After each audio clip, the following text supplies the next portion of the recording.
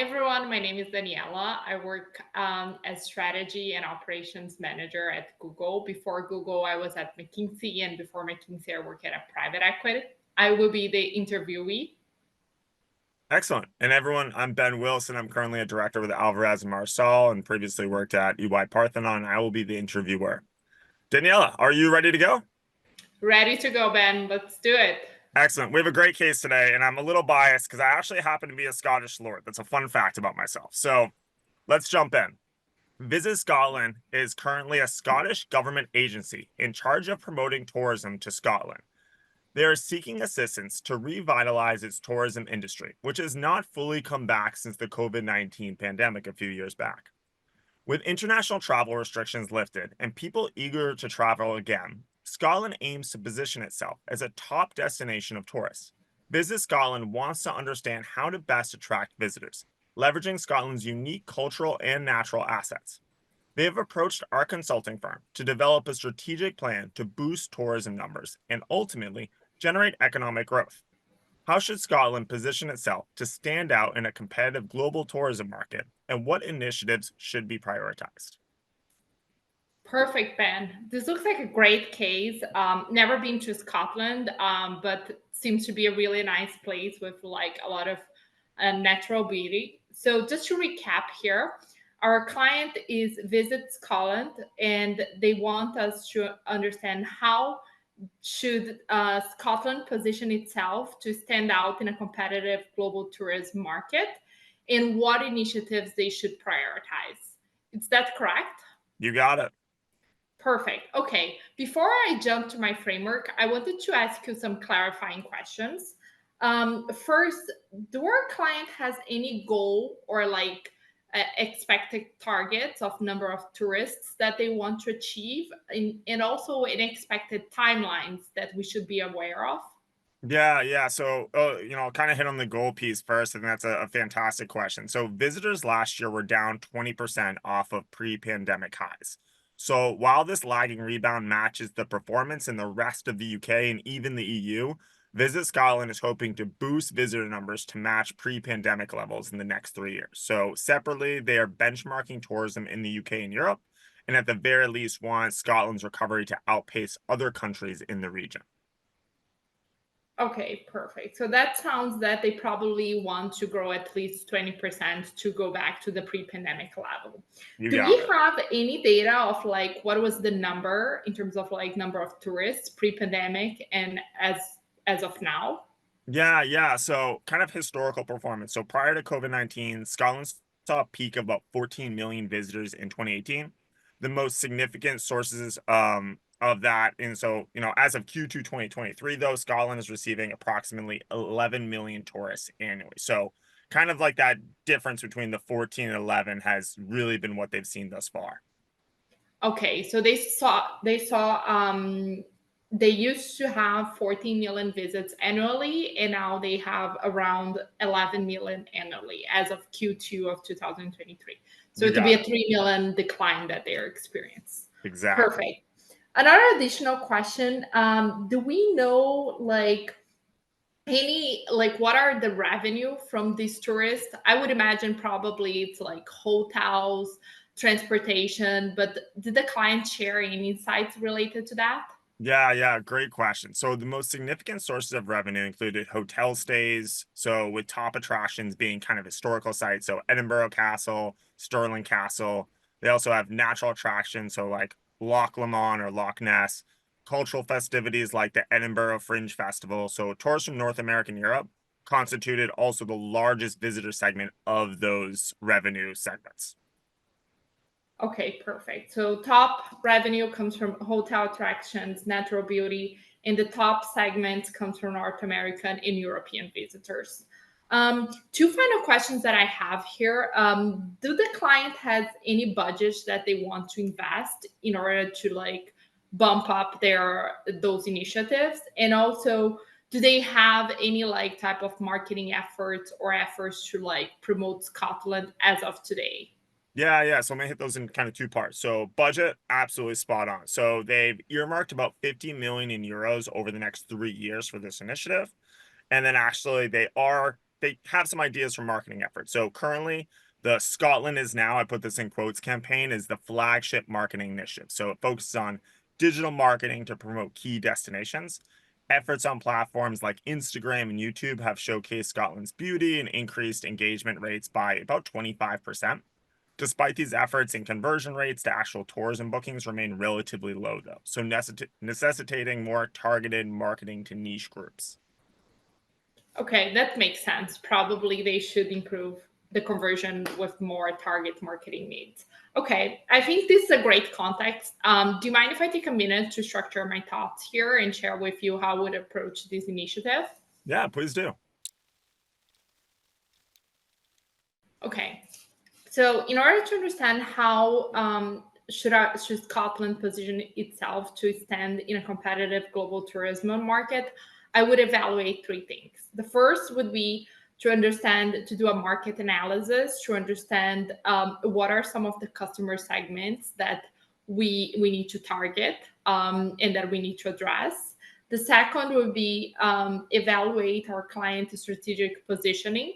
So understand versus our competitors where our client have the main like strengths and that we should highlight for that specific customer segment that we want to target. And then the third would be to evaluate potential implementation initiatives to make our client to stand out and grow this 3 million number of tourists. And those could be some potential initiatives such as first marketing campaigns. So developing more target market campaigns for those customer segments, highlighting that positioning. Second, evaluating potential infrastructure investments in order to make transportation easier and also language translations easier for the target customer segment that we want to address. And then the third would be some policy and regulations that we can address. So these could be potentially like amplifying the number of visas for tourists, or also doing a sustainability campaign to reinforce the natural beauty of Scotland. So to start here, do we have any market analysis regarding the Scotland customer segments that we can see some data to understand which one we should target? Yeah, that's a great point. I actually would love your help and assistance with some of that. So a bit of a two-part question. Can we estimate the per traveler spend in Scotland for one tourist? And then kind of moving to the second part of it, can we estimate the total impact of growing annual visits from the current level of 11 million to that kind of pre-pandemic max level of 14 million that you had asked about previously? Okay, perfect. So just to recap, the first question would be to estimate the pre-traveler spend per one tourist. And then the second question would be the total impact of growing 11 million to 40 million. And I would imagine by total impact, you're referring to dollars amount in terms of like revenue that would come from those tourists, right? Exactly, please. Okay, perfect.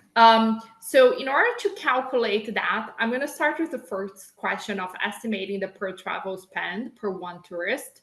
So for calculating that, the first thing that I'm going to do is list all the number of potential costs or spend that a tourist have on a trip.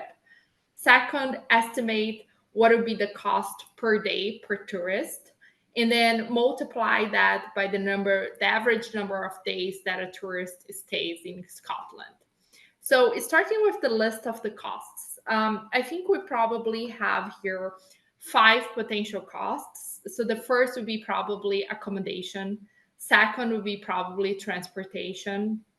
Third, I would imagine like food people probably eat during their trip.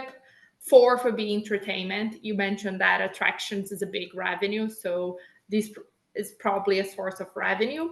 And then the fifth would be probably like shopping, souvenirs, those type of things. Okay, so in order to estimate for each of those 5 spends, the dollars, the cost, the spend per day per tourist, I would start with accommodation. I would imagine that people usually stay on average 5 days stay in Scotland. And I'm going to assume that it's probably $100 per night. So that's going to give us $500 per tourist per trip for accommodation. So the second cost would be transportation. Uh, I'm going to assume that some people use taxis, some people use buses and metro. So I'm going to assume a $25 spend per day, assuming the same 5 days average stay. So that's going to give us $125 per tourist. For food, I would imagine that some people usually like have more expensive dinners. Some people usually have more cheaper version. So I'm going to assume around $50 a day per tourist. So assuming the same 5 days on average, we are going to have a spend of $250 per tourist. In terms of entertainment, that is our fourth core cost. I'm going to assume probably that people spend $50 a day. Some people spend more shopping, like premium clothes and whiskey, and some people just buy like magnets and smaller souvenirs. So on average, we are balancing $50 a day per person. So times the 5 days average, this is going to give us $250 per tourist. And then this was for entertainment. For shopping, I'm going to assume probably a one-time spend of $100 because I don't think people shop every day. They probably shop some days or just one day. So I think $100 spend would be okay. Okay, so now I'm just gonna add all the spend per tourist, so we can have the total amount. So the first one was $500 per tourist plus 125. This is going to give us 625 plus 250. This is going to give us 875 plus 250. This is going to give us $1,125 plus $100. So the total is going to be $1,225 per tourist in spend per trip. So that sounds like a good amount. Like I imagine me traveling for 5 days, probably I spend a little bit more, but there are some people that spend a little bit less. So on average, that sounds a good number. So as next steps here, I'm going to go for your second question of estimating the total impact of growing the number of tourists from 11 million to 14 million. So in order to calculate this number, what I'm going to do is I'm going to multiply the number of tourists that are growing. So that's going to be 14 million minus 11 million. So this is giving us 3 million tourists. That would be the amount that we need to grow in order to go to pre-pandemic levels. And then I'm going to multiply this number by the spend per tourist that we already calculated. So that is going to be the $1,225. So doing the multiplication here of each of those numbers, this is going to give us 3.675 billion. So I'm going to round this number to make it easier, if it's okay for you, to 3.6 billion. Okay. So looking to this number, this sounds like a really good opportunity for Scotland. So Scotland GDP, probably, I would imagine it's around 100 billion. So that would be probably a 2 to 3% growth to their GDP. Scotland is a developing country, so probably GDP is not growing that much. I would imagine probably single digits. So this would be a significantly growth potential for them and opportunity for them. In order for us to understand how we would capture it, do we have any information on what are the customer segments in terms of like number of visits per tourist, so we can understand which customer segment we should target in order to capture this 3.6 billion opportunity? Yeah, I think that's a fantastic point and love kind of your analysis thus far. Yeah, so I'm going to go ahead and share something on screen. If at any point you have any struggles or difficulties seeing it, please let me know. But this is something that we were able to dig up from our initial research. Would love kind of your thoughts and understanding thus far. Okay. So the information that I'm seeing here, it shows the number of visits across the top 10 countries that visits Scotland in 2022. So the first insight that I see from this information is that US is a big representation of the number of visits. They are almost like 3 times as the second largest country, that would be France. So probably as we think about those increasing conversion of those marketing campaigns that you mentioned in the beginning that they want to increase, we should be focusing on US customers because they are probably a big opportunity for us. The second thing that I see here is that by adding those numbers here, I see that we probably are not going to meet the 3 million number of tourists that we want to grow only with the top 10 countries. So we'll probably need to expand to like a long tail of countries that it's not represented here. So maybe China and India that are not showing here might be a great opportunity for us to also expand because they are big population countries that are growing their middle class. So we could target those growing middle class that are starting to increase the spending as a second potential opportunity as we look to like the long tail of countries that represents the number of visits in Scotland. And then the third thing that I see here is that probably we might need a more recent data. This data is from 2022. I don't know if there was any recent change from 2022 to 2023. My hypothesis would be that probably would have a change. So 2022, we were more of like a recessionary environment. 2023, like economy started to grow and speed it up. So I would imagine that more people started to spend.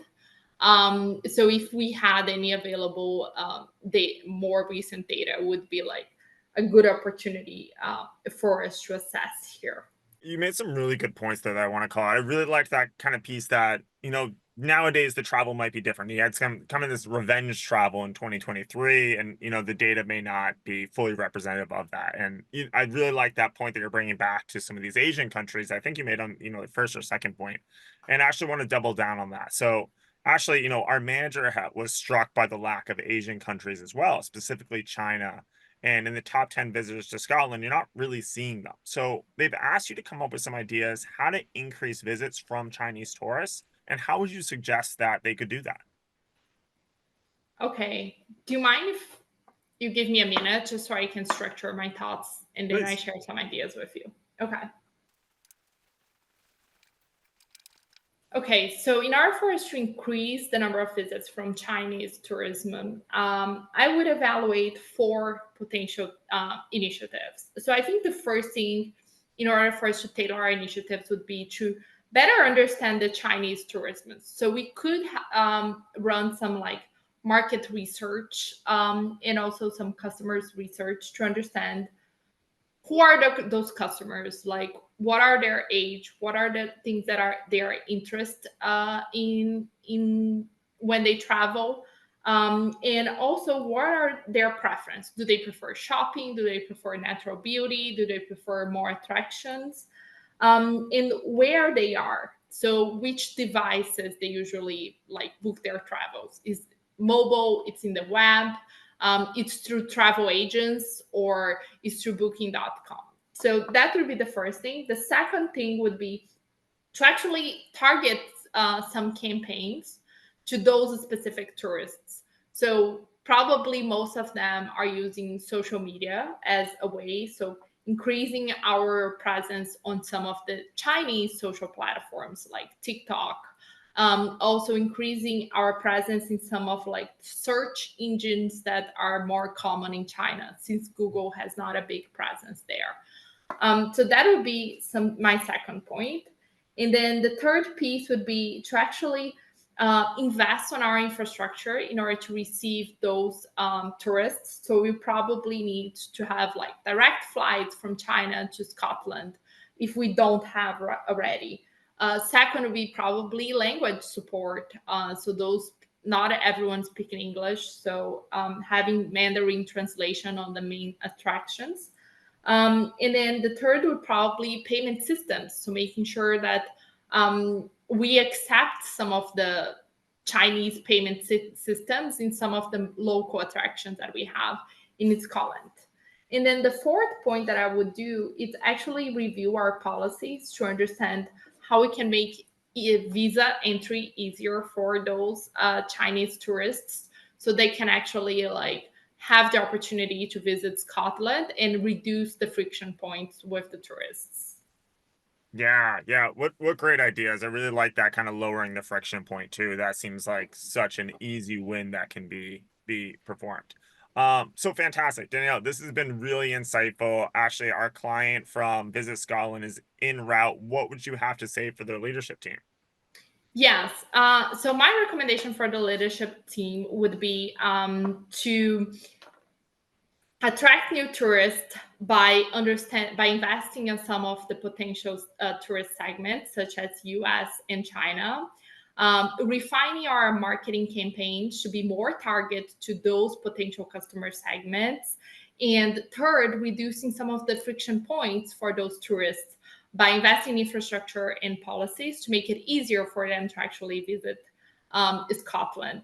As potential risks, I think there is probably some macro headwinds that they should be aware of. Like, people are talking of a potential recession, so that could be a headwind. And then as next steps, I would do a research to understand better those customer segments and their preference, so we can tailor the message of our marketing campaigns for those customers. Excellent. Danielle, thank you very much. Thank you so much, Ben. This was great. Hey everyone, it's Kenton Gavesti here, the founder of Rocketblocks. Thank you so much for watching this mock interview video. I hope you found it informative and helpful as you are getting ready to prepare for your own interviews and hopefully landing that job offer you are excited about. We have a ton of great content on the Rocketblocks channel coming out on a weekly basis, mock interviews, mini lessons, and chats with our Rocketblocks experts. So if you haven't subscribed yet already, please do so. There is a big red button below. And if you hit that, you'll get all of our content as soon as it comes out. Thanks for watching and have a great day.